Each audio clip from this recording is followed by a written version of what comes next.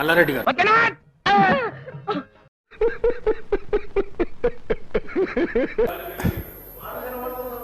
సరే పెళ్లికి వచ్చినా రాకున్నా కానీ ఏమేంటండి ఒక అధ్యక్ష చాలా బాధాకరంగా ఉన్నది, చాలా ఇబ్బందికరంగా ఉన్నది. మంత్రి అయినందుకు చాలా హ్యాపీగా ఫీల్ అయినా.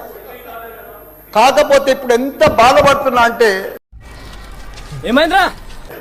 అంత బాధపడుతున్నా, భరించలేను ఆ బాధను. నా గుండె ఇట్లా బాధతోటి భరించలేకపోతున్నా. పో నీ బతుకు నువ్వు పోరా స్వామి. ఎందుకంటే జవాన్ నగర్ అనే ప్రాంతము నా గుండెకాయ.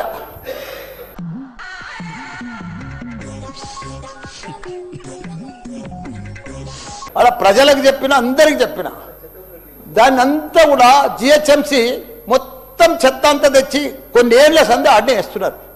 పర్లే వేస్తున్నారు, అది కాంగ్రెస్ టైంలో సందే వేస్తున్నారు, ఇప్పటిదాకా కూడా వేస్తూనే ఉన్నారు. కంటిన్యూ కాంట్రాక్ట్ ఉంది వేస్తున్నారు. మీ దాంట్లోనే కంటిన్యూషన్ అని చెప్తున్నా. నా జర ఓపిక పట్టాలని దండం పెడతా.